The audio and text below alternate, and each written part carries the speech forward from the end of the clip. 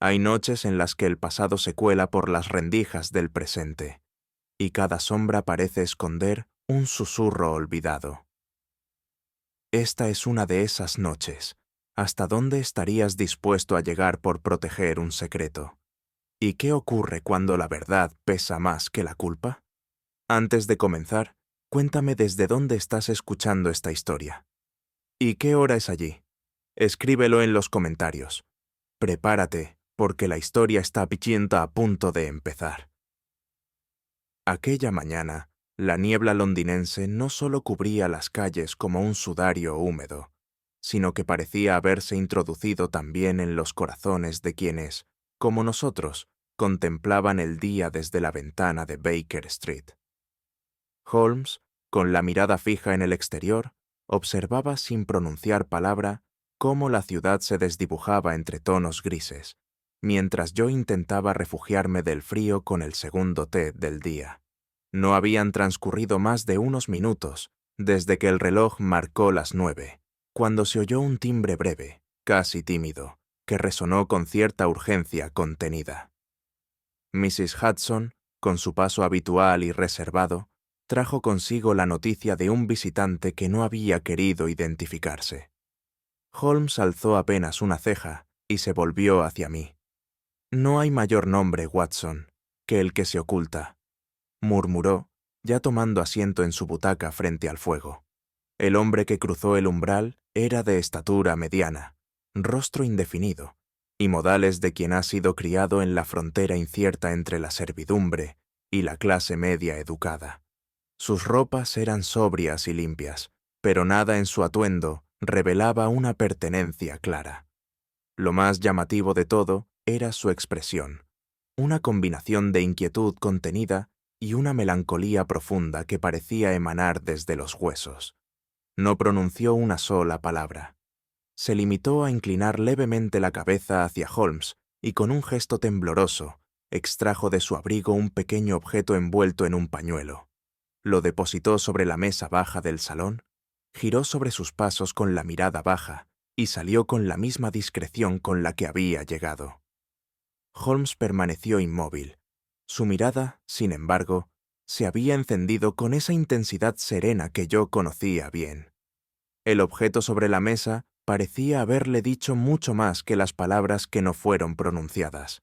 Me incliné a examinarlo sin tocarlo, y distinguí el color oscuro del cuero y un broche dorado parcialmente oxidado. «El lenguaje del silencio, Watson», dijo Holmes apenas por encima de un suspiro. «A veces el más elocuente de todos», y sin mirar aún el contenido, se inclinó lentamente hacia la mesa. Holmes alzó el pañuelo con la delicadeza de un cirujano, retirando la última venda antes de exponer una herida.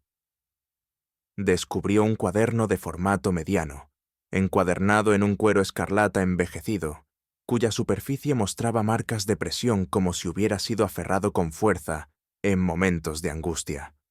Lo sostuvo entre los dedos, examinando el cierre metálico con expresión atenta. «Interesante elección de color», murmuró. «El rojo, Watson, es siempre un color de intenciones encubiertas. Pasión, vergüenza o advertencia. ¿O acaso todo a la vez?» Observé que la hebilla presentaba signos recientes de forzamiento. En uno de los bordes, como si hubiera sido sostenido con manos sudorosas, había una leve mancha azulada. Tinta, sin duda. Pero lo que más llamó nuestra atención fue el estado de las manos del visitante, visibles por un instante antes de su retirada. Dedos largos, algo ennegrecidos en las yemas, y con un temblor que no se explicaba únicamente por el frío. «Manchas de escritura apresurada», comenté. «Quizá una confesión de última hora». «O el temor de quien ha copiado algo que no le pertenece», respondió Holmes sin levantar la vista del objeto. «Un escribiente bajo amenaza tiembla más que un culpable». Holmes colocó el diario sobre el escritorio sin abrirlo aún. Su conducta me resultó deliberadamente contenida, como si esperase algo más. Pero el visitante no regresó. Su paso silencioso se había desvanecido en la niebla del exterior, dejando tras de sí el peso físico de un enigma. «Nos ha dejado una carga, Watson», añadió finalmente. «No de papel, sino de conciencia». Me senté frente a él, presintiendo que aquel día no sería ordinario. Holmes alargó por fin la mano hacia el broche y liberó el cierre con un leve chasquido. El chasquido del broche fue seguido por un breve crujido, ese sonido casi imperceptible del cuero antiguo cediendo a la apertura. Holmes hojeó las primeras páginas con una lentitud meticulosa, como si temiera quebrar los recuerdos atrapados entre aquellas hojas. Las entradas estaban fechadas con precisión, meses anteriores, quizá el invierno reciente. La letra, fina y ligeramente inclinada hacia la derecha, revelaba una mano educada, acaso femenina, y sin duda habituada a la escritura privada. «Letra elegante, pero no afectada», dijo Holmes, «propia de una institutriz o dama de compañía. Escribe para sí misma, no para otros». Cada página estaba marcada por el uso, esquinas suavemente redondeadas, algunas arrugas leves y manchas de lo que parecía haber sido agua. Lágrimas, acaso, o lluvia filtrada por una ventana. A medida que avanzábamos hacia las últimas hojas, algo se tornaba más errático. La caligrafía se hacía más temblorosa, las frases más cortas, y los márgenes se poblaban de palabras sueltas, algunas tachadas con furia. Y entonces, súbitamente, el texto se interrumpía, no en un final resuelto, sino en un desgarrón. Las últimas páginas habían sido arrancadas con tal violencia que los hilos del encuadernado aún mostraban jirones de papel desgarrado. Holmes colocó el diario sobre la mesa, lo giró con el dorso de la mano y examinó el interior de la cubierta trasera. «Un gesto de desesperación, no de edición», dictaminó. «Nadie arranca así un pasaje irrelevante». Tomó la lupa que descansaba sobre la repisa y examinó los bordes del desgarro. «Observe, Watson, marcas de uñas y una ligera mancha oscura aquí. Sangre, seca y vieja». El silencio se hizo espeso entre nosotros. La historia contenida en ese cuaderno no había concluido, sino que había sido silenciada con violencia, y sin embargo, su clamor era evidente. «Una historia interrumpida», dije. «Peor aún, amigo mío», respondió Holmes, cerrando el diario con lentitud. «Una verdad que alguien no ha querido que lleguemos a conocer, al menos no aún». Y entonces volvió su rostro hacia la ventana. Afuera, la niebla persistía.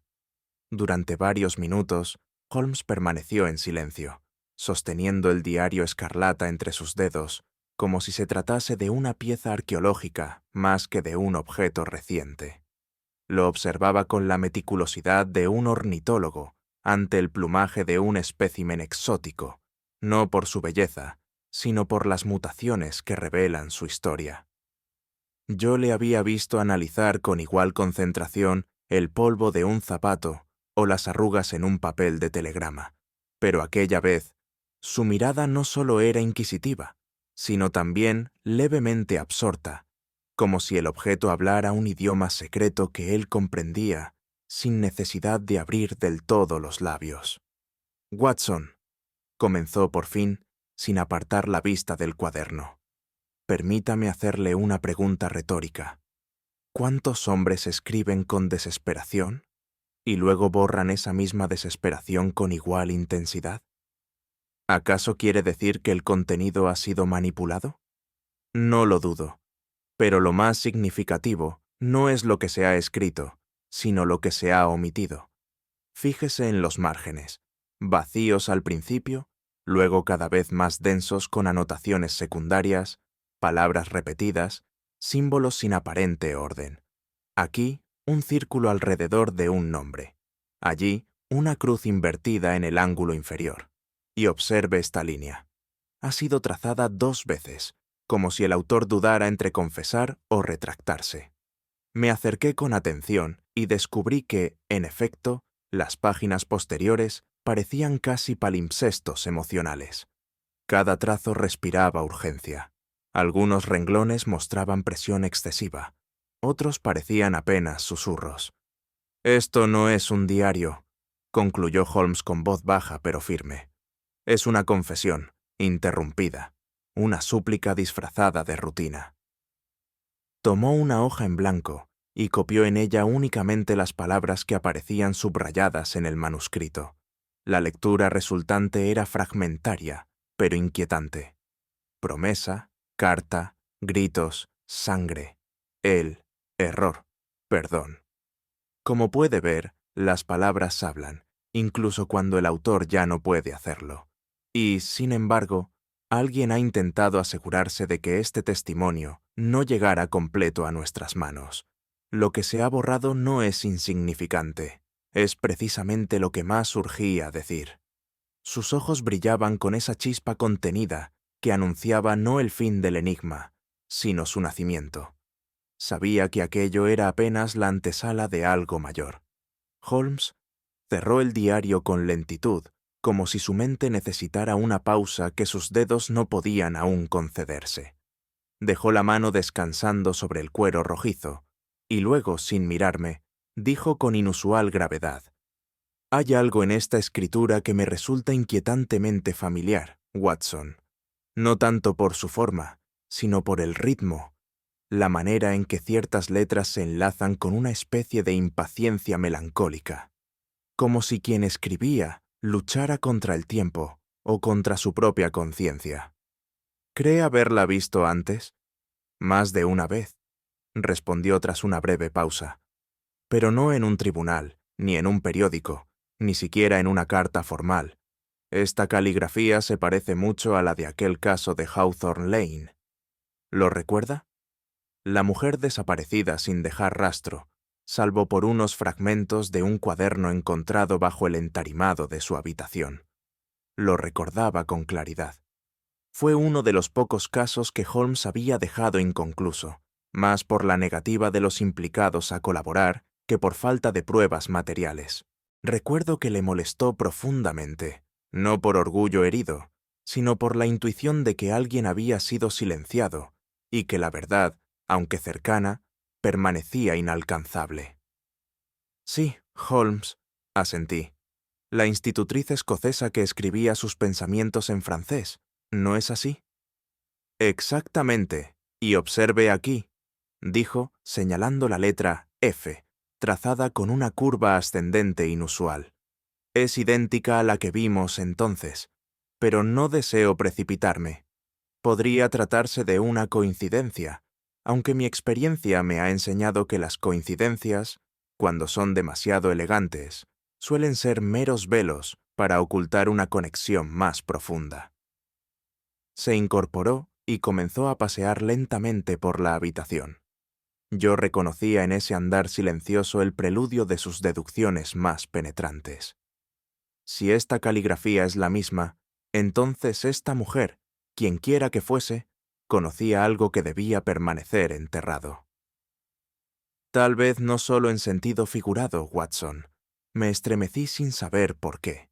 Tal vez por el tono de su voz, o tal vez porque, sin saberlo aún, habíamos comenzado a desenterrar una verdad que alguien había sepultado con más que tierra.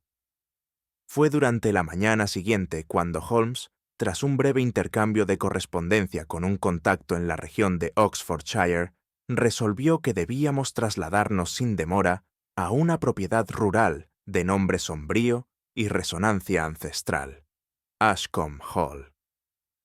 Según había logrado averiguar, aquel era el lugar en el que se halló el diario Escarlata, entre los efectos personales de una institutriz recientemente fallecida, bajo circunstancias que, al decir de la autoridad local, no ameritaban mayor investigación. Nos trasladamos en carruaje a través de caminos sinuosos, flanqueados por árboles centenarios, cuya desnudez invernal los hacía parecer guardianes marchitos de secretos antiguos. El campo inglés, tan sereno en apariencia, ocultaba con frecuencia historias tan inquietantes como las que se tejían en los callejones de Whitechapel. Holmes se mantenía pensativo, con los dedos entrelazados y la mirada fija en un punto indeterminado del horizonte. Yo, por mi parte, releía las pocas anotaciones disponibles sobre la fallecida. Nombre discreto, referencias vagas y una ausencia casi total de vínculos sociales fuera de la familia que la empleaba. «El problema no es lo que se sabe», comentó de pronto Holmes, «sino lo que se ha decidido no saber». Ese tipo de omisión no es ignorancia, Watson, sino una forma de complicidad. Su observación, como de costumbre, encerraba más de lo que aparentaba. La mansión apareció ante nosotros poco después, imponente y silenciosa, sobre una colina cubierta de niebla baja. Un cuervo solitario voló en sentido contrario a nuestro avance, detalle que, aunque puramente anecdótico, no dejó de causarme cierta incomodidad. «Ashcombe», musitó Holmes al bajar del carruaje. «El nombre mismo encierra cenizas y encierro. Veamos si sus muros aún susurran». El mayordomo que nos recibió nos condujo, sin mayor entusiasmo, hacia la sala principal. En el vestíbulo de Ashcombe Hall nos aguardaba una atmósfera tensa y pulida, como si la casa misma se hubiese preparado para ofrecer la impresión exacta de respetabilidad sin afecto. Fuimos recibidos por Lady Ashcombe, una mujer de edad indefinida, ataviada con un vestido sobrio de terciopelo oscuro y una expresión que oscilaba entre la reserva y el desdén educado. Su esposo, Lord Ashcombe, se excusó por ocupaciones urgentes en el estudio, aunque, por la forma en que evitó mirar directamente a Holmes, comprendí que se trataba de una omisión deliberada. «Supongo que vienen por lo del diario», dijo Lady Ashcombe, sin preámbulo y sin invitarnos a sentarnos. «No sé cómo llegó hasta Londres, ni qué interés puede suscitar». Holmes no respondió de inmediato.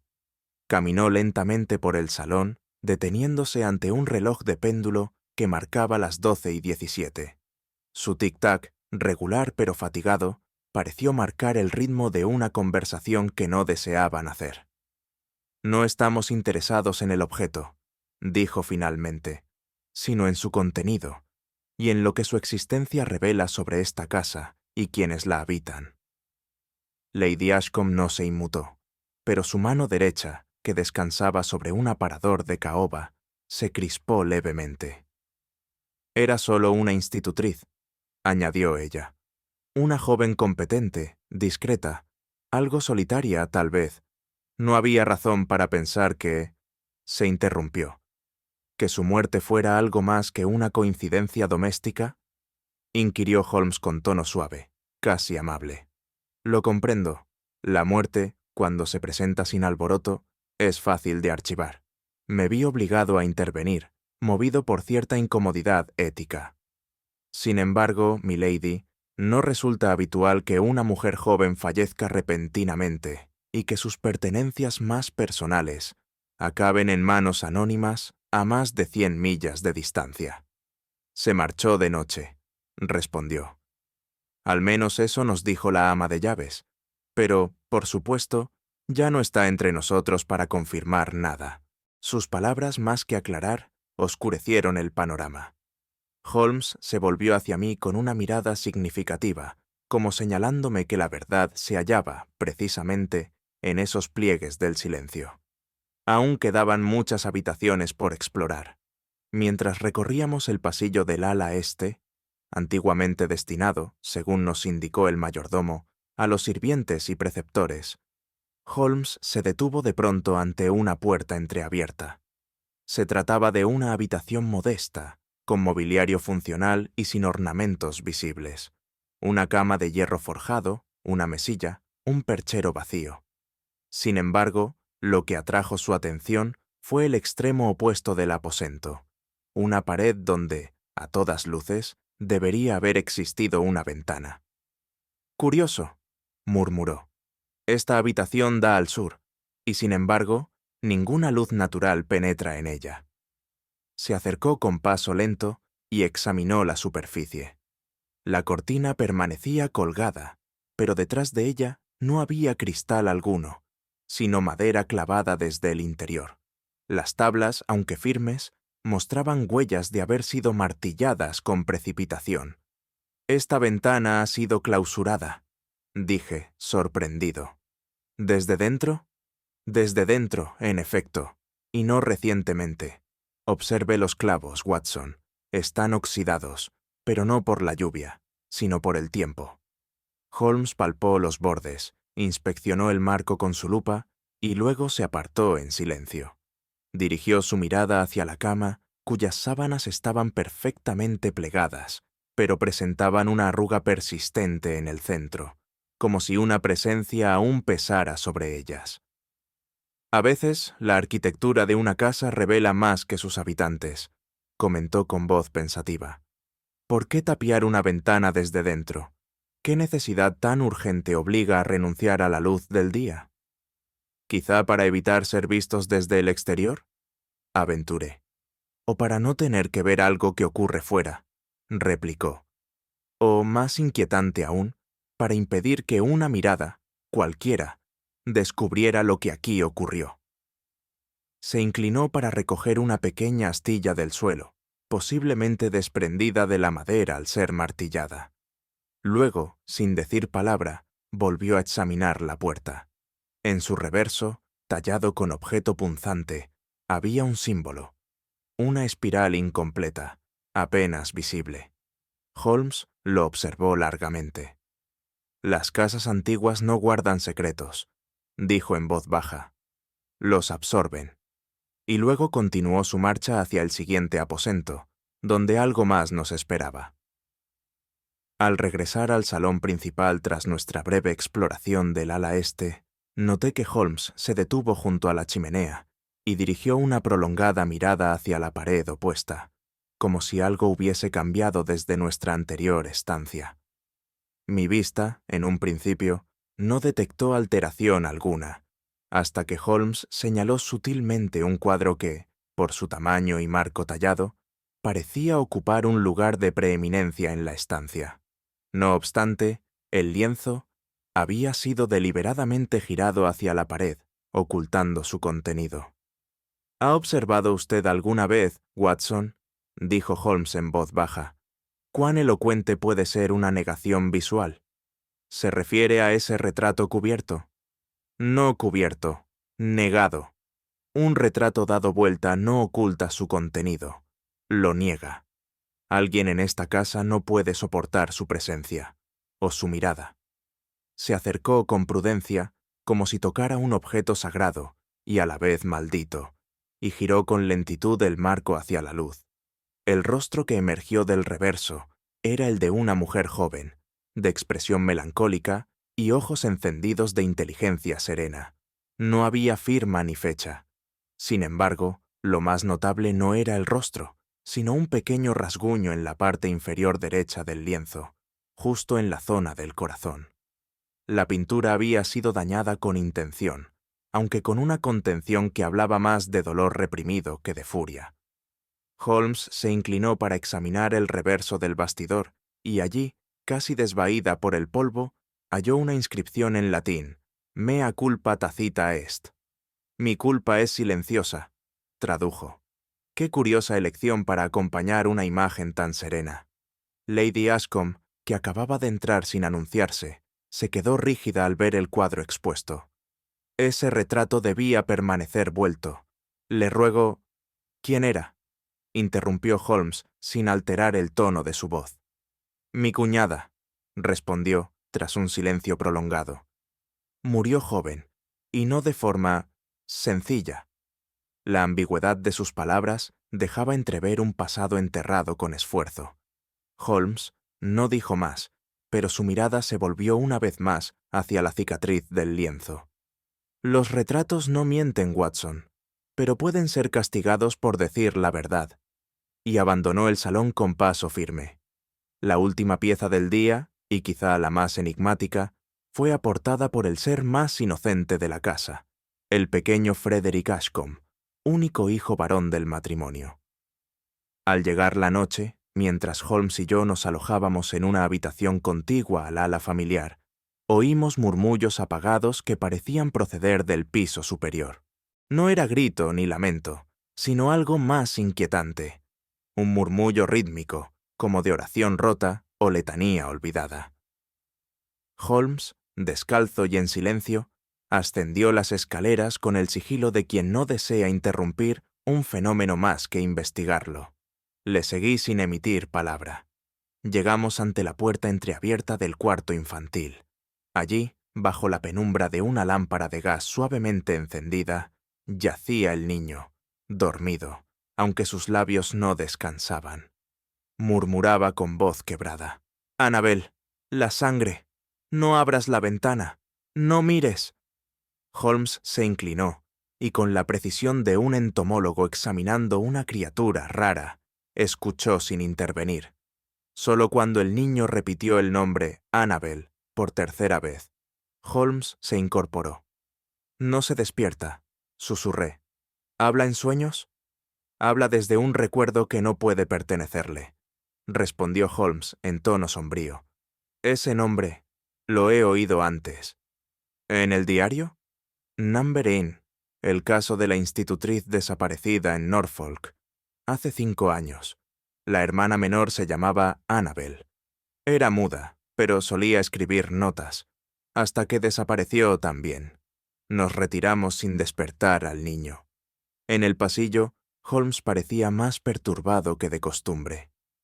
«Watson, si un niño murmura nombres de muertos que nunca conoció, o bien la memoria habita la casa misma, o alguien le ha enseñado a recordar lo que no vivió. ¿Sugiere manipulación? Sugiero que la infancia, como los muros de esta casa, puede absorber secretos a través del silencio, y que el alma del niño, como el retrato de la joven, lleva cicatrices que aún no comprendemos». Holmes descendió las escaleras, pero no volvió a hablar esa noche. Su silencio pesaba más que cualquier deducción. A nuestro regreso a Baker Street, Holmes se sentó con el diario escarlata sobre sus rodillas, acompañado únicamente de su lupa, una lámpara de aceite y el silencio metódico que siempre precedía a sus indagaciones más profundas.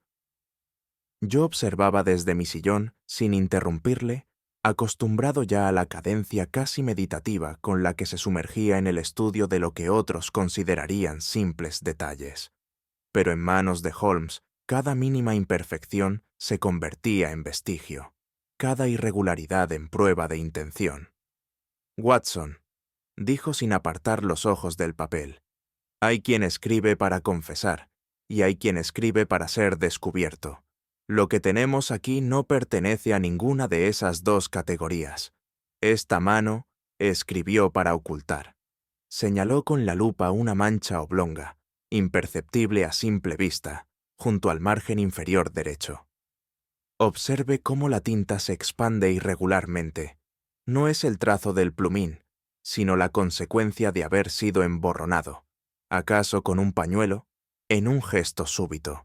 Y aquí, junto a esta palabra, justicia, el papel presenta una ligera hendidura. Alguien quiso rasparla sin romper la hoja. Un acto que revela urgencia, no método. Tomó una hoja nueva, limpió la punta de su pluma y reprodujo la frase tal como aparecía, corrigiendo las manchas y completando lo que podía inferirse. Al hacerlo, la lectura cobraba una nueva tonalidad, como si un eco oculto se manifestara entre las líneas. «La omisión», prosiguió, «no es accidente. Estas manchas no son resultado del desgaste, sino de una voluntad específica. Borrar, pero no del todo.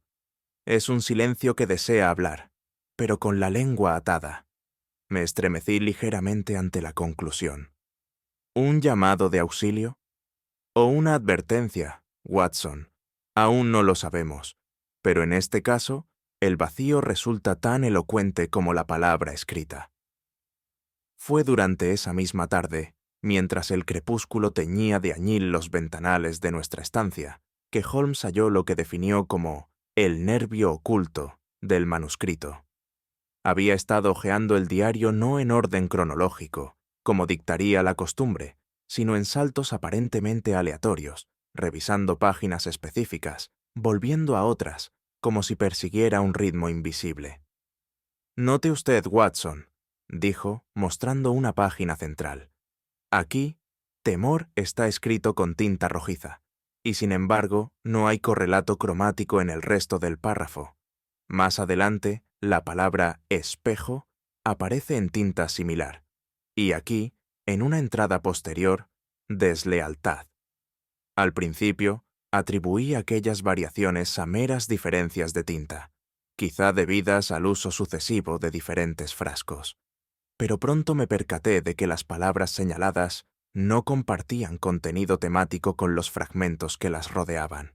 Eran ajenas, disonantes, casi intrusivas. Holmes extrajo de su escritorio un cuaderno en blanco y comenzó a transcribir únicamente esas palabras en el orden en que aparecían. «Escriba conmigo, Watson», me dijo.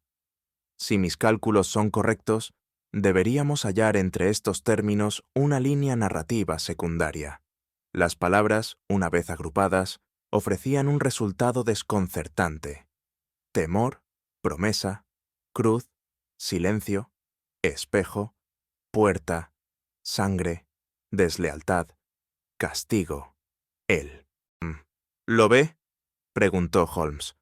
«Esta es la voz que habla a través del diario, no en su contenido explícito, sino en su arquitectura simbólica. Las palabras rojas, como nervaduras en una hoja, revelan el flujo verdadero del pensamiento. ¿Un código deliberado? ¿O una confesión que la autora no se atrevía a formular del todo?», respondió. «Estas palabras podrían ser una suerte de letanía, o bien un rastro para alguien que sabría cómo leerlo. Si el diario cayó en manos del destinatario adecuado, entonces se trataría de un mensaje cifrado. Si no, es una súplica perdida». Cerró el diario con un leve suspiro. «El rojo, Watson, no es solo color de pasión o advertencia, es también el color del dolor retenido». Y sin añadir más, tomó de nuevo su lupa para continuar examinando lo que aún quedaba por revelar. Al avanzar en la lectura de los pasajes no manchados ni codificados, fuimos perfilando una figura hasta entonces difusa. La autora del diario, aún anónima, no solo había padecido una intensa tensión emocional, sino que había vivido bajo la sombra de un vínculo secreto. No era simplemente una empleada al servicio de una familia distinguida. Su prosa dejaba entrever un lazo más profundo y comprometido con un miembro masculino de la casa, cuya posición, por la forma en que se refería a él, era sin duda superior, tanto en edad como en estatus. «Él me mira cuando nadie lo hace», leyó Holmes en voz baja, pero su voz cambia cuando habla delante de su esposa. ¿Una relación ilícita? Más que eso, Watson, una relación marcada por el abismo social. Observe este otro fragmento. No puedo borrar el peso de su firma sobre mi cuello invisible. Aquí no hay metáfora romántica, hay subordinación y resignación. La mención de una firma y un cuello invisible sugería, en palabras veladas, un lazo simbólico, una especie de sumisión consentida que excedía lo profesional. Holmes pasó al final del volumen y encontró un pasaje donde la autora se refiere a la noche del documento sellado. Ninguna otra explicación acompañaba esa línea. «¿Un documento de carácter legal?», pregunté. «¿O una carta, acaso un testamento, incluso un contrato de silencio?», respondió Holmes. «En cualquier caso, algo que vincula a dos personas más allá de la mera palabra». Era evidente que la autora no escribía con despecho, sino con una mezcla dolorosa de afecto y desconfianza. El diario, más que un testimonio, parecía un intento de dejar constancia sin traicionar. Esa ambigüedad moral, entre la necesidad de proteger y el impulso de acusar, impregnaba cada página. «Estamos, me temo, ante una historia más antigua que la ley misma, Watson», dijo Holmes con tono grave. «Cuando el poder seduce al silencio, lo que sigue no es amor, sino dependencia disfrazada de elección». Y con esa reflexión pasó a la página siguiente, donde la tinta volvía a oscurecerse. Fue al anochecer del tercer día, desde que el diario llegara a nuestras manos, cuando comenzamos a advertir lo que Holmes denominó, con inquietante calma, el interés activo de una sombra. Mientras descendíamos por Gower Street en dirección a la Biblioteca Británica, donde Holmes esperaba consultar ciertos registros de herencias vinculadas a la familia Ashcombe, percibimos una figura que nos seguía a prudente distancia. No era el primer paseante de aspecto anodino que encontrábamos aquella tarde, pero hubo en su cadencia, en su reiterada presencia al doblar 3 esquinas distintas, algo que despertó en mi interior una alarma instintiva que años de servicio militar habían agudizado. «Holmes», murmuré, apenas sin girar el rostro. «¿Cree usted que estamos siendo observados?» «Observados, número. Medidos, más bien», replicó sin alterar el paso. «Quien nos sigue no desea descubrirse, pero tampoco desaparecer. Pretende que sepamos de su existencia, sin conocer su intención».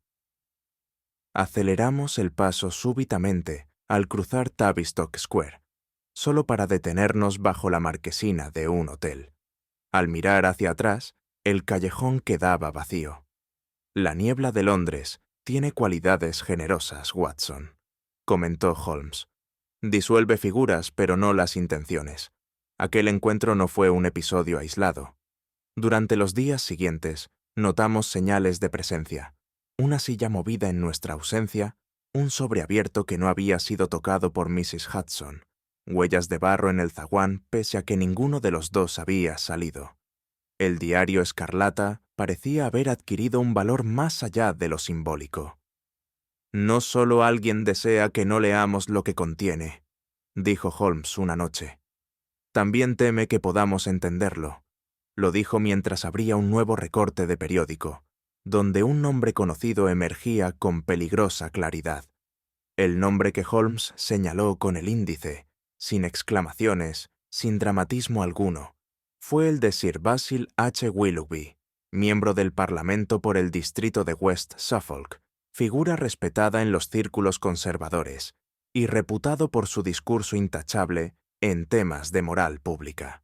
Yo había leído sobre él, como muchos otros, en las columnas de The Times, donde su defensa de las virtudes victorianas era tratada con deferencia casi reverencial.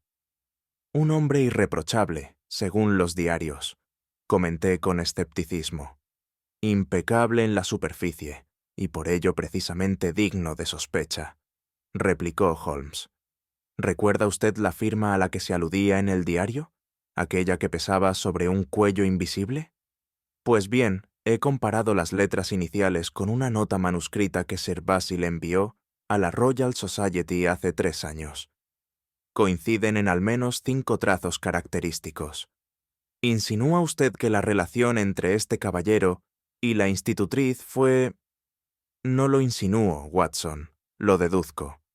Las palabras codificadas del diario mencionan promesa, espejo, silencio y puerta. Hay en esas imágenes la arquitectura completa de una doble vida, un pacto secreto, una conciencia partida entre el deber público y el deseo privado. Pero no era solo una cuestión moral. Holmes había descubierto que durante su juventud, Sir Basil fue huésped habitual de Ashcombe Hall, entonces propiedad de sus tíos maternos. Aquello explicaba no solo su proximidad física con la institutriz, sino también la posibilidad de que el diario contuviera información capaz de comprometer su carrera. ¿Y si el manuscrito fuera suficiente para destruir su reputación? Entonces no se trata ya de un escándalo, afirmó Holmes, sino de un móvil, no por amor ni por despecho, sino por temor a la verdad. Y mientras la lluvia comenzaba hasta a repicar sobre los cristales de Baker Street, Holmes volvió al diario, como quien abre un ataúd con guantes blancos. La mañana siguiente amaneció gris y húmeda, como si la propia naturaleza anticipara la perturbación que estaba por revelarse. Lord Ashcombe, tras una cena incómoda la víspera, nos concedió acceso a los jardines con una indiferencia que parecía ensayada, recomendándonos, sin entusiasmo, que no dejáramos de visitar el antiguo invernadero. «Está en desuso», añadió sin mirarnos. Las rosas crecen aún, pero nadie las cultiva desde la muerte de mi hermana. Holmes no replicó, pero noté cómo sus pupilas se contrajeron levemente al escuchar la palabra muerte, como si en ella hubiese resonado un eco hasta entonces dormido. El sendero que conducía al invernadero estaba cubierto de hojas secas y humedad estancada.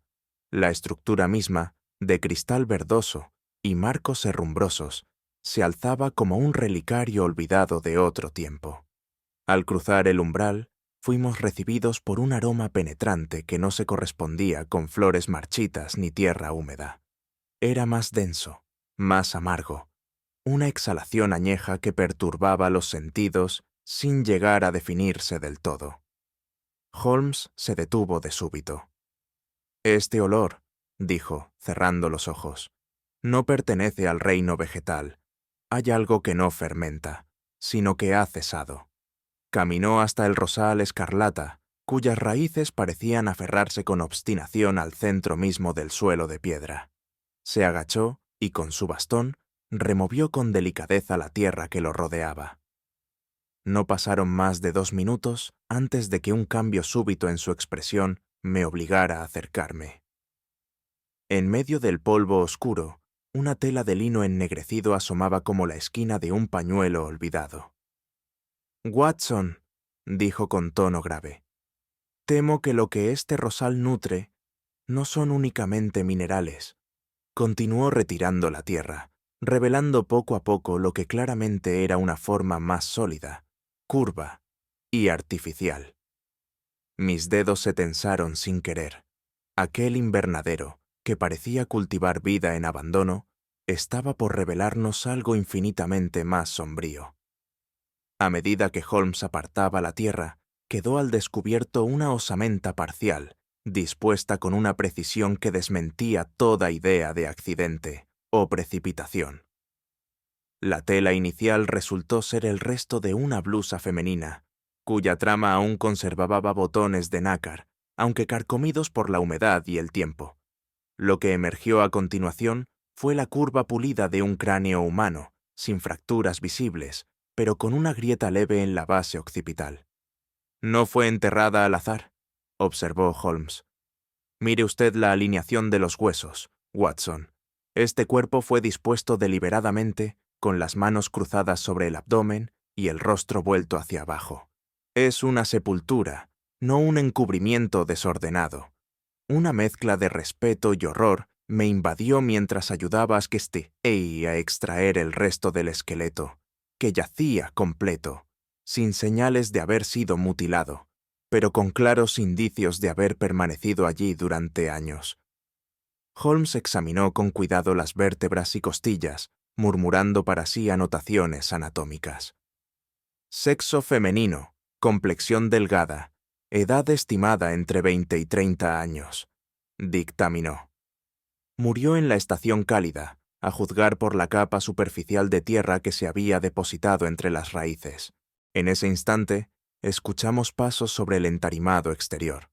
Era Lady Ashcombe, cuya palidez solo podía compararse con la súbita rigidez de sus movimientos. Se detuvo al vernos inclinados junto al rosal. «No puede ser», musitó. «¿Han encontrado algo?» Holmes no respondió de inmediato. Se incorporó lentamente, retirando el polvo de su gabardina, y dirigió su mirada hacia la dama con una mezcla de compasión y severidad. «No hemos encontrado algo, milady», dijo con voz sosegada. «Hemos encontrado a alguien». Ella se tambaleó levemente y se aferró al marco oxidado. Su siguiente frase llegó casi como una confesión involuntaria. «Yo creí que que todo había desaparecido para siempre». Holmes alzó una ceja. «Nada desaparece del todo en una casa que respira memoria, señora, y este jardín ha estado recordando en silencio». Aquella misma noche, mientras la casa permanecía sumida en un silencio más denso que la propia oscuridad, el pequeño Frederick, a quien hasta entonces habíamos observado como un niño introspectivo y retraído, fue víctima de una crisis que habría de revelar, en su inocencia, una verdad que los adultos se habían empeñado en sepultar. El ama de llaves acudió a nosotros, visiblemente alterada, con el rostro encendido y las manos crispadas. El niño, señor Holmes, habla dormido, pero esta vez es distinto. Grita. Dice nombres. Uno de ellos es... Se interrumpió, dudando. Dígalo, ordenó Holmes con una gravedad serena. Dice Marion. Holmes y yo nos miramos en un silencio que no requería traducción. Marion era el nombre que figuraba en las primeras páginas del diario, escrito con trazo firme, como quien afirma su existencia en un mundo que duda de ella. Acudimos al cuarto del niño, donde el pequeño respiraba agitadamente, empapado en sudor y murmurando con voz entrecortada. «No cierres la puerta. Marion está triste. Mamá dijo que no se diga, pero Marion no duerme». Holmes se acercó sin hacer ruido y le tomó suavemente la muñeca. Su pulso estaba acelerado, pero firme. No era fiebre lo que lo atormentaba, sino algo más profundo, una memoria ajena alojada en su joven conciencia. «Ningún niño inventa un nombre olvidado con tal exactitud», murmuró Holmes. «Alguien ha nombrado a Marion en su presencia. Y si no fue su madre, ni su padre, ni el ama de llaves, entonces solo queda una posibilidad. ¿La institutriz o la sangre misma? Porque la memoria, Watson, no siempre se transmite por palabras. A veces viaja por el silencio». Y mientras el niño murmuraba un último «perdón», comprendimos que el pasado aún hablaba, y que el siguiente paso sería escuchar aquello que había sido callado durante años. La mañana posterior al hallazgo en el invernadero transcurrió bajo el peso de un silencio insostenible. Los miembros de la familia Ashcombe deambulaban por la casa con un aire espectral, como si los muros hubiesen comenzado a hablar un idioma que ya no podían ignorar. Fue entonces cuando Holmes solicitó una audiencia con Lady Ashcombe, que accedió con resignación, como quien se dispone a enfrentar un capítulo que había logrado sepultar durante demasiado tiempo.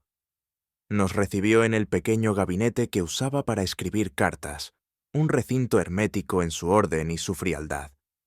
Holmes, con su cortesía habitual pero sin disimulo alguno, inició con una pregunta directa.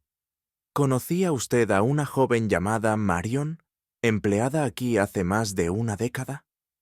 La dama no respondió de inmediato.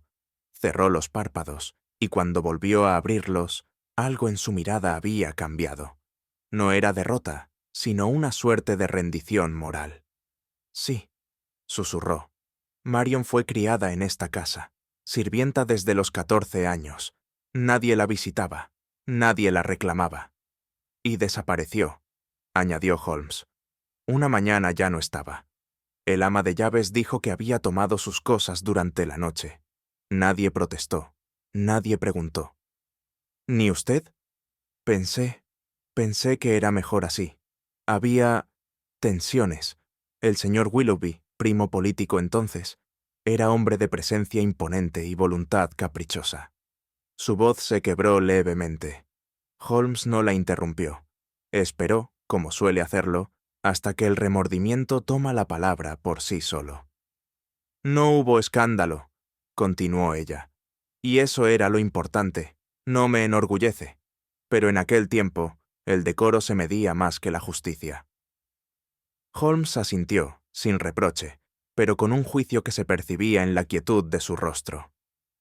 «Entonces, milady», concluyó, «no es que nadie la buscara, es que nadie quiso encontrarla».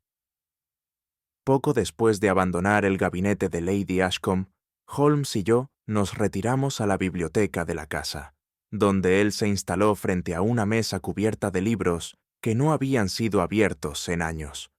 Volvió a desplegar el diario escarlata y comenzó a hojearlo con un nuevo enfoque, como si cada página ahora tuviese una voz diferente.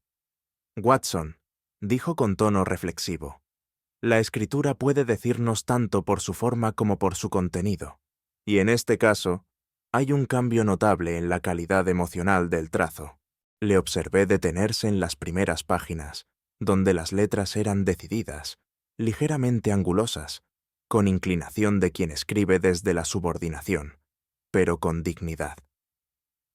En las páginas centrales, en cambio, la caligrafía se tornaba más fluida, más íntima, como si el miedo hubiera sido reemplazado por confianza o resignación. ¿Sugiere que hay dos autoras? No necesariamente dos, respondió. Tal vez una misma mano, en dos momentos distintos, o bien una escritora que copió lo que otra había escrito antes. En cualquiera de los casos, el alma que aquí se revela no es la de la joven institutriz fallecida hace unos meses. Es más antigua, más herida, más silenciada. ¿Marion? Sí, el niño la nombra dormido. Lady Ashcombe apenas susurra su existencia. Y sin embargo, este diario la pronuncia con cada línea no escrita. Lo que fue arrancado de estas páginas finales no fue una confesión reciente, sino una historia prohibida, de hace muchos años. Se levantó y cerró el diario con lentitud. Este cuaderno no es testimonio de una muerte, dijo finalmente. Es la sepultura de una voz que ha encontrado por fin un eco. Y ese eco, lo sabíamos ambos, aún tenía más que revelarnos. Tras la confesión de Lady Ashcombe y el redescubrimiento de un nombre suprimido por los años y por la voluntad social, Holmes pidió inspeccionar, una vez más, los antiguos aposentos de la institutriz fallecida. La habitación, silenciosa y perfectamente conservada, parecía guardar un aliento suspendido, como si aún estuviese impregnada por la presencia de quien en vida habitó su soledad entre esas cuatro paredes. Holmes comenzó su examen no con rapidez, sino con aquella parsimonia que le era tan característica, como si cada objeto tuviera una voz que él sabía escuchar. Se detuvo frente al armario de madera de nogal que ocupaba el rincón más oscuro del cuarto. Lo abrió, extrajo cuidadosamente su contenido, y tras golpear suavemente los paneles interiores, hizo un leve gesto con la cabeza. «Vacíelo, Watson», dijo con tono seco pero sereno. «Estoy convencido de que esta modesta pieza de carpintería no ha revelado aún su secreto». Obedecí sin réplica. Holmes se arrodilló y, utilizando una delgada lámina metálica que extrajo de su bastón, comenzó a deslizarla entre los intersticios del fondo. En cuestión de minutos, se oyó un leve chasquido. Un pequeño panel cedió, revelando un espacio hueco, estrecho y recubierto de fieltro, en cuyo interior reposaban 3 hojas arrugadas, sin encuadernar y manchadas de humedad antigua. Holmes las tomó con extremo cuidado y las desplegó sobre la cama. «Estas páginas», murmuró, «no fueron escritas con la intención de ser leídas por todos. Contienen frases entrecortadas, palabras repetidas, tachaduras que no buscan corregir, sino confundir. Pero mire usted aquí, Watson. Esta firma no corresponde a la institutriz». Leí el nombre con asombro. «Marion A», dije en voz baja. Holmes asintió. Ahora comprendemos lo esencial. El diario escarlata fue únicamente la máscara. El rostro verdadero estaba escondido. Y aún no habíamos leído la última línea. Holmes extendió las páginas junto al diario encuadernado y comenzó a comparar con meticulosa atención cada curva, cada inclinación del trazo, cada trémulo desvío de tinta. Su rostro, habitualmente sereno durante estas tareas, mostraba en esta ocasión una inquietud apenas perceptible. «Watson», dijo finalmente, «la caligrafía del manuscrito encuadernado es la de la institutriz, de eso no hay duda. Pero estas hojas son anteriores, están escritas por otra mano, menos pulida, más irregular, como si la autora hubiese luchado contra el tiempo o contra la fiebre. Lo que aquí tenemos es un testimonio original, copiado posteriormente por quien quiso preservarlo sin delatar su fuente.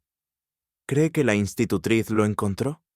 Es probable que lo hiciera en esta misma habitación, tal vez al llegar, tal vez por azar, o quizás alguien se lo dejó deliberadamente. En cualquier caso, una vez que comprendió el valor de estas líneas, Decidió transcribirlas, tal vez por temor a que se perdieran, o peor aún, fueran destruidas. ¿Y el diario escarlata? Un envoltorio, respondió Holmes. Un relicario disimulado bajo apariencia de diario íntimo. Si alguien lo hallaba, no vería más que pensamientos femeninos anodinos, sin saber que entre sus líneas se oculta la voz de una muerta. Permanecimos en silencio por unos instantes, contemplando la convergencia de dos mujeres que jamás se conocieron, pero que se unían en ese instante por un acto de memoria. Una escribió desde la desesperación, la otra desde la lealtad silenciosa. La institutriz, Watson, añadió Holmes con voz baja, no pretendía salvarse. Quería que alguien supiera. Y ese alguien, ahora somos nosotros. Y con gesto grave, pasó a leer la última hoja, donde la tinta parecía haber sido trazada con algo más que plumilla y temblor. Holmes acercó la lámpara de aceite, examinando la pigmentación de la última línea con escrupulosa precisión. Luego tomó un pequeño frasco de reactivo de su estuche y aplicó una gota sobre un fragmento lateral del texto. El tono carmesí, que hasta entonces podía confundirse con tinta, reaccionó de inmediato con una tonalidad oscura y densa. «Como lo temía», murmuró. «No es tinta, es sangre». ¿Sangre humana? Sin duda, lo que indica que esta última anotación fue realizada en condiciones extremas, quizás sin acceso a otra herramienta, o con una intención que va más allá del contenido, la de sellar con el cuerpo aquello que no se pudo decir con la boca. La frase, trazada en caracteres firmes y apenas temblorosos, decía: «No fue un accidente, él la hizo callar, con vino y una promesa». Holmes permaneció inmóvil, como si cada palabra resonara en su memoria con ecos de casos antiguos. Luego repitió en voz baja: «Con vino y una promesa. La bebida como instrumento, la promesa como engaño. Dos gestos cotidianos convertidos en crimen». «¿A quién se refiere?» «A Lord Ashcombe», dijo sin vacilar. «La dama oculta bajo tierra no fue víctima de un arrebato, sino de una estrategia. Una copa adulterada, una promesa de futuro, y luego el silencio eterno. Me sentí invadido por un escalofrío». «¿Cree usted que su esposa lo sabía?» «No completamente, pero sospechaba. El retrato vuelto hacia la pared, el nombre jamás pronunciado, la ventana clausurada. Son gestos de alguien que prefiere no saber, pero no puede olvidar». Holmes cerró el diario lentamente, como si se tratara de un acto funerario. «Esta sangre no acusa con violencia, Watson. Lo hace con dignidad. Es la firma final de quien murió sin justicia, pero con verdad. Y aún quedaba una noche por recorrer antes de que esa verdad saliera por fin a la luz». «No es el crimen en sí, Watson», dijo Holmes mientras apoyaba una mano sobre el diario cerrado, «sino lo que lo precede, lo que lo justifica en la mente del culpable, lo que reviste este caso de una oscuridad moral aún más densa. Yo, que lo había acompañado en centenares de pesquisas, advertí en su voz un matiz de grave pesar. Holmes no estaba simplemente resolviendo un misterio. Estaba desenredando una maraña de pasiones reprimidas, ambiciones no satisfechas y lealtades envenenadas por el tiempo. «He reconstruido los pasos invisibles, Watson. La joven desaparecida no fue víctima de una pasión súbita, sino de una larga gestación de celos. Lord Ashcombe, acuciado por la posibilidad de un escándalo, no dudó en utilizar su posición para silenciar a quien representaba una amenaza para su estatus y para su legado. Pero antes de su desaparición, aquella joven, Marion, según las páginas, descubrió algo que le permitió invertir la balanza». «¿Un intento de chantaje?» «Exactamente. El contenido del diario original no solo documenta un vínculo indebido entre ambos, sino también ciertas irregularidades financieras en las cuentas de la finca. Marion pretendía utilizar su conocimiento no tanto por codicia, sino por desesperación. En su mente no era una extorsión, sino una forma de obtener justicia. ¿Y la institutriz? Quizá fue testigo parcial, o quizá, tras encontrar las páginas, comprendió demasiado tarde que su silencio la volvía cómplice. De ahí su decisión de copiar el testimonio y esconderlo, una forma de enmendar su omisión. Holmes cerró los ojos un instante, como si la imagen de los implicados aún flotara ante él, y añadió: «No hay crimen sin sombra moral, Watson. Y esta sombra ha perdurado años, creciendo con cada silencio compartido». Cuando Holmes terminó de exponer su teoría, sentí que la atmósfera en la habitación había cambiado. Ya no se trataba de una investigación policial, sino de la evocación de dos vidas truncadas, reflejadas la una en la otra como en un oscuro espejo del destino. «Observe, Watson», dijo Holmes, tomando nuevamente el manuscrito manchado. «Marion escribió estas líneas con su última fuerza. La sangre no fue solo un recurso de urgencia, fue un acto deliberado, un símbolo de testamento. Pero la institutriz, al copiar y esconder las páginas, también firmó su propia tragedia. Una tragedia más lenta, menos visible, pero no menos cruel. Vivió con el peso de lo que sabía. Y murió con el temor de que nadie lo supiera», respondió Holmes. «Su vida fue una penitencia silenciosa. Cada día en esa casa, cada lección impartida a los niños de Ashcombe Hall, era una repetición de su impotencia, un castigo autoimpuesto. ¿Cree que por eso se volvió retraída, taciturna? No tengo duda. Hay heridas que no sangran, Watson, pero que carcomen con la misma eficacia. Ambas mujeres fueron víctimas, una del poder y el abuso, la otra de la conciencia y la memoria».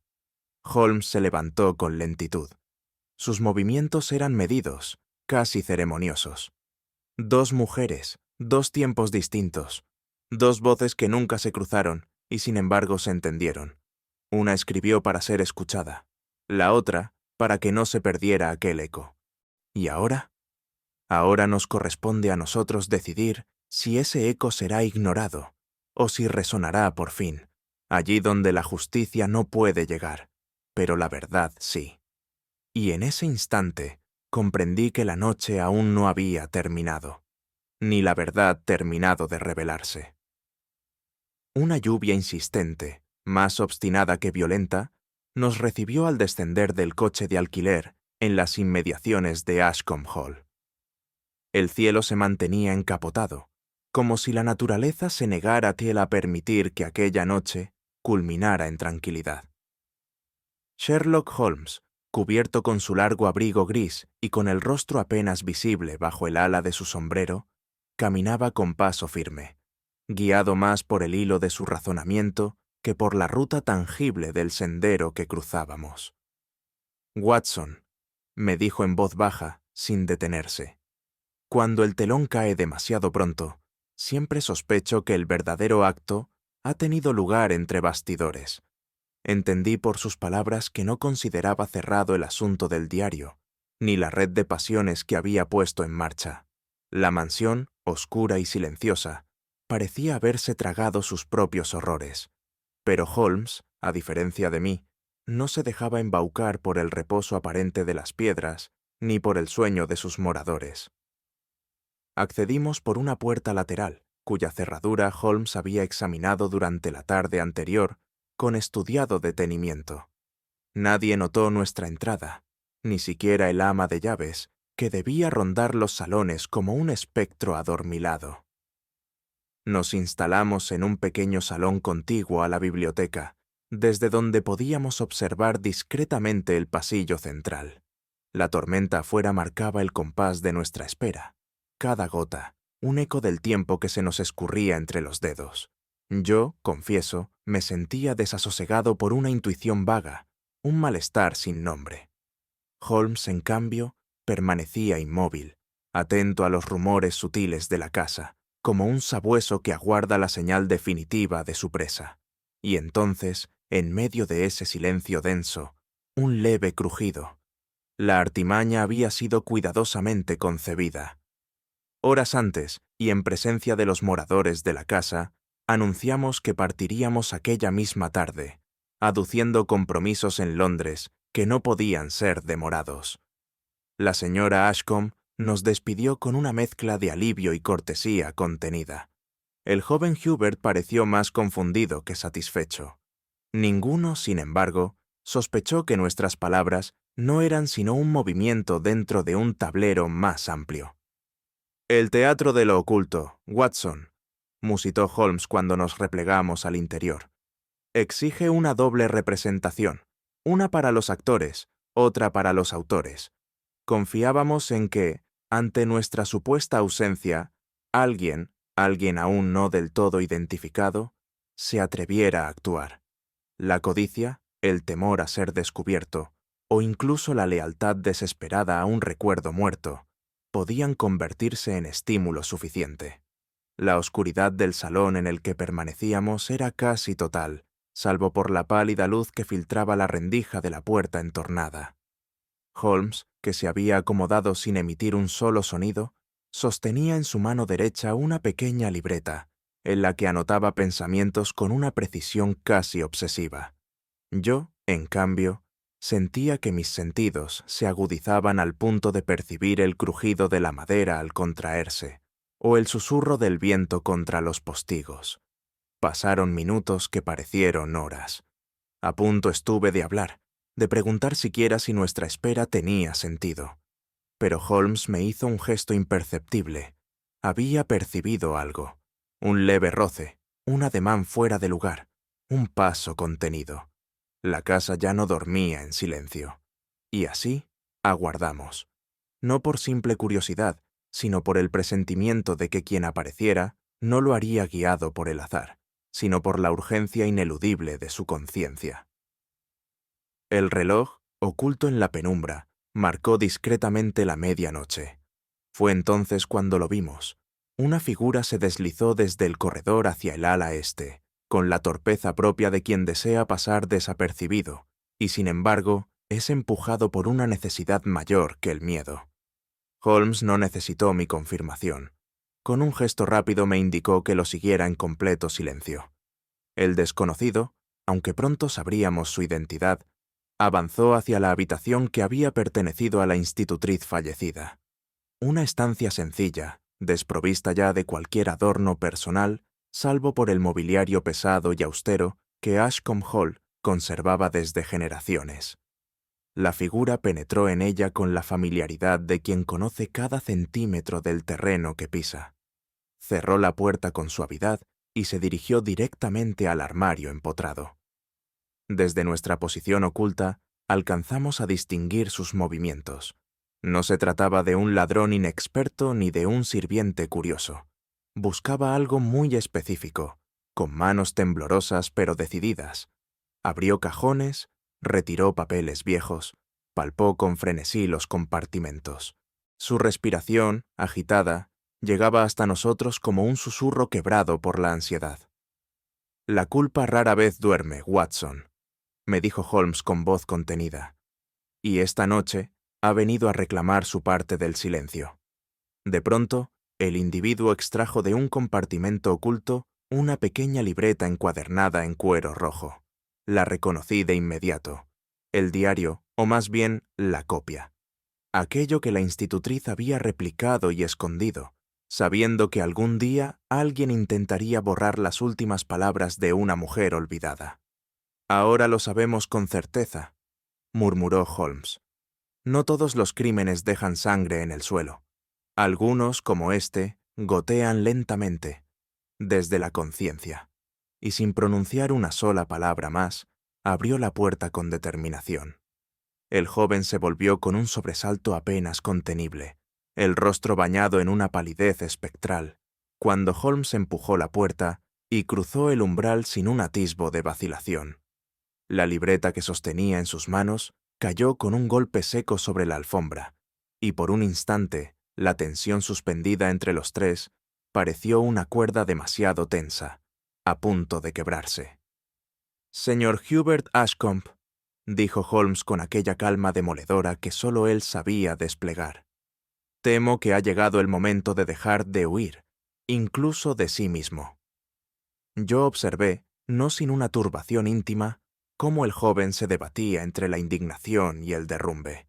Sus ojos, de un azul lívido, buscaban en los nuestros una escapatoria que no hallaban. Se llevó una mano temblorosa a la frente y exhaló como si una verdad largamente contenida reclamara su salida. No, no era para mí, balbuceó. Yo quería entenderla. ¿Entender a la institutriz? ¿O comprender lo que su silencio ocultaba? Preguntó Holmes, con una dureza amortiguada por la compasión que rara vez mostraba. Hubert cayó en un sillón como si sus fuerzas se disolvieran al contacto con la verdad. Comenzó a hablar, no con claridad, sino con la torpeza de quien arrastra años de ocultamientos. Habló de su infancia enferma, de la devoción febril que sentía por aquella mujer que lo cuidó, cuando la madre se distanció emocionalmente tras una pérdida inexpresable. Narró la forma en que su afecto pueril se fue transformando en una dependencia emocional malsana, mezcla de admiración, deseo silente y furia inconfesa. Cuando ella intentó distanciarse, el joven se tornó errático, celoso, vigilante. No soportaba que mirara al niño menor con aquella ternura, confesó, ni que escribiera palabras que no me incluían. Holmes no lo interrumpió. Simplemente se inclinó, recogió el diario del suelo y murmuró. Una pasión que se enmascara de afecto, señor Ashcombe, suele terminar convirtiéndose en una cadena invisible. Y usted fue su primer eslabón. Aún quedaba otra verdad más amarga por revelarse. Holmes hojeó las páginas con una lentitud casi reverente, deteniéndose en ciertos pasajes como si cada palabra ocultara un eco que solo él podía escuchar. Al llegar a un fragmento fechado, apenas una semana antes de la muerte de la institutriz, alzó los ojos hacia mí y pronunció con voz contenida. Watson, pocas veces me he topado con un ejemplo tan brutal de amor sacrificado como el que esta mujer manifiesta entre líneas. Me incliné a su lado. La escritura se tornaba titubeante. Las líneas zigzagueaban como si hubieran sido trazadas por una mano vencida por la angustia. Sin embargo, en aquel último registro no había ni rencor ni denuncia explícita, solo un llamado callado a la compasión. Él no es malo, decía uno de los pasajes. Es simplemente demasiado frágil para un mundo que exige dureza. Me mira como un hijo que ha extraviado a su madre, y yo no puedo ser ni lo uno ni lo otro. Pero si yo me apartara, si lo enfrentara, temo lo que su desesperación haría con el pequeño. No puedo permitirlo. ¿Qué quiere decir con eso?, pregunté sobrecogido. Holmes cerró el diario con lentitud y dijo, que ella comprendió algo que ni la madre, ni el padre, ni siquiera el propio Hubert habían visto con claridad, que la semilla del peligro no estaba en el odio, sino en la incapacidad de distinguir el amor del control. Temió que su partida provocara un estallido emocional incontrolable y eligió proteger al niño menor de una forma definitiva. ¿Está usted sugiriendo que se dejó morir? No lo sugiero, Watson. Lo afirmo. Ella supo que el veneno emocional que se había incubado en aquella casa necesitaba un mártir, y eligió ocupar ese lugar, sin acusar, sin huir, sin pedir auxilio. El silencio fue su epitafio. Miré al joven Ashcombe, todavía desplomado, la mirada perdida, y comprendí, con una punzada que solo la medicina conoce, que a veces el crimen no es un acto, sino una omisión deliberada de auxilio entre los que callan por cobardía y los que aman demasiado. Holmes respiró hondo. Y sin embargo, dijo, sin mirar a nadie, no es el cadáver el que carga con más peso esta noche. De regreso en nuestro apartamento de Baker Street, bajo un cielo londinense de ceniza y viento, Holmes se sentó en su sillón habitual sin pronunciar palabra. El diario, aquel volumen de cuero rojo que contenía una verdad más honda que cualquier confesión verbal, reposaba sobre su regazo como un objeto maldito. Yo, a escasa distancia, lo observaba con una mezcla de respeto y aprensión, consciente de que el silencio que nos envolvía no era simple ausencia de palabras, sino una deliberada contención de juicio. «Hay documentos, Watson», dijo por fin, con voz grave y serena, «que no deben sobrevivir a quienes los han escrito, no porque mientan, sino porque revelan más de lo que el mundo está preparado para asimilar con justicia». Sin aguardar mi respuesta, se incorporó lentamente, se dirigió a la chimenea y arrojó el diario entre las brasas. El cuero crepitó con un sonido casi orgánico, como si resistiera la condena. Las páginas se curvaron, ennegrecieron y luego se rindieron a la llama con una dignidad callada. Yo permanecí de pie, contemplando cómo las palabras de una mujer, olvidada por todos menos por nosotros, ascendían en forma de humo. Sentí una punzada que no era exactamente culpa, pero sí una forma de duelo intelectual, como si aquello que ardía no fuese papel, sino una memoria que merecía otro final. Holmes no apartó la vista del fuego. «El mundo creerá que lo resolvimos todo, Watson, que se ha hecho justicia. Y, sin embargo, la verdad, esa criatura tan esquiva, a veces muere con mayor elegancia en las llamas que bajo la fría maquinaria legal». Quise decir algo, pero no hallé palabras suficientes, y en esa incapacidad compartida, comprendí que el fuego no consumía solamente un diario, sino también la posibilidad de que el pasado fuera redimido. Aún con el olor a ceniza flotando en la estancia, Holmes volvió a su butaca y adoptó aquella postura introspectiva tan propia de él, los dedos entrelazados sobre el pecho, los ojos cerrados, como si dialogara en su mente con los espectros del caso. Yo, sin querer perturbar esa comunión con el recuerdo, aguardé en silencio, aunque una inquietud moral bullía en mí con fuerza. «No todas las verdades son beneficiosas, Watson», murmuró de pronto. «Hay algunas que, si se desentierran, no iluminan, sino que ciegan. ¿Cree usted, entonces, que hicimos mal en no revelar lo que sabíamos?» Holmes abrió los ojos y me dirigió una mirada en la que convivían lucidez y pesar. «Hicimos lo único posible. Un proceso judicial habría destruido a quienes aún podían salvarse. ¿Qué hubiera ganado el menor Ashcombe con saber que la figura que tanto amó había muerto por su causa indirecta? ¿Y qué habría logrado Hubert con un castigo que no aliviaría su tormento interno?»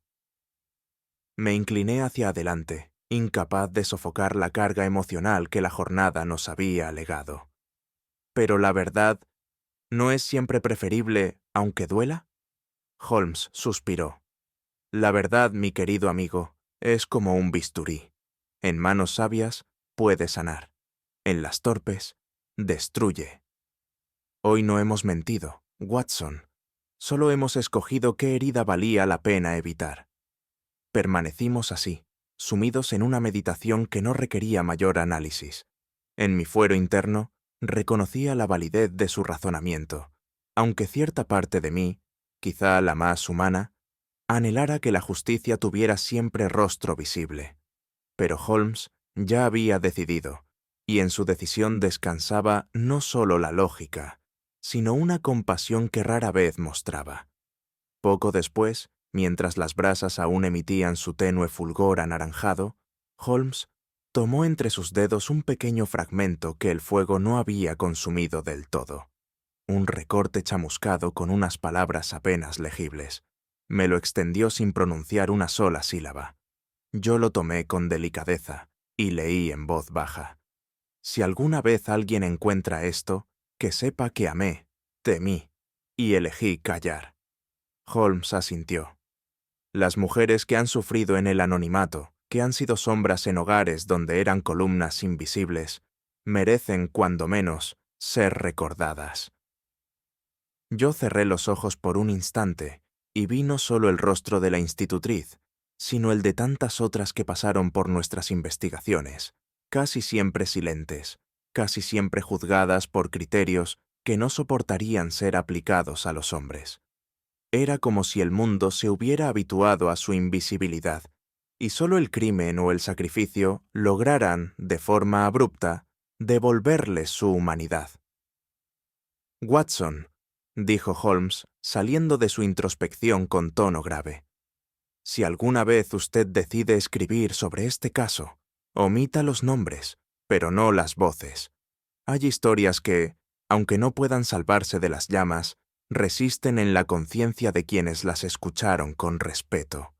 Asentí, profundamente conmovido. Comprendía por qué Holmes no había entregado aquel diario a la justicia formal. Él, que parecía tan ajeno al sentimentalismo, había reconocido una forma de verdad más alta, la que se susurra entre líneas, la que no acusa pero sí revela, la que no exige castigo, sino memoria. Y así, bajo la lluvia de Londres que tamborileaba contra los cristales, nos quedamos recordando lo que nadie más recordaría. Un nombre sin lápida, una voz sin eco, una vida sin justicia, pero no sin valor. La mañana siguiente nos sorprendió con su habitual grisura londinense. La bruma se aferraba a los tejados como un sudario, y los sonidos de la ciudad llegaban amortiguados, como si Londres entera compartiera nuestra introspección. Holmes, de pie frente a la ventana, mantenía su mirada fija en algún punto incierto del horizonte. Yo, desde mi escritorio, revisaba mis notas con un impulso mecánico, sin lograr arrancarme de encima el peso moral de los acontecimientos recientes. Watson, dijo sin volverse, ¿ha considerado usted que la justicia, tal como la concebimos, no es más que una construcción social limitada? ¿En qué sentido? En el sentido de que no todos los culpables merecen castigo, ni todos los inocentes requieren absolución legal. A veces, basta con comprender, con reconocer los matices que la ley ignora por necesidad. Medité sus palabras. No eran nuevas en él, pero en esta ocasión venían teñidas de una emoción apenas contenida. Tal vez era el caso, o tal vez, me atrevo a decirlo ahora, era una señal de que incluso su intelecto comenzaba a rendirse ante la complejidad de la condición humana. Hicimos lo correcto, dije, sin demasiado convencimiento. Holmes alzó una ceja con un leve gesto de ironía. Hicimos lo menos dañino. A veces, eso es lo único posible. Salimos de la habitación sin más palabras. La ciudad seguía su curso indiferente, como si nada hubiera ocurrido.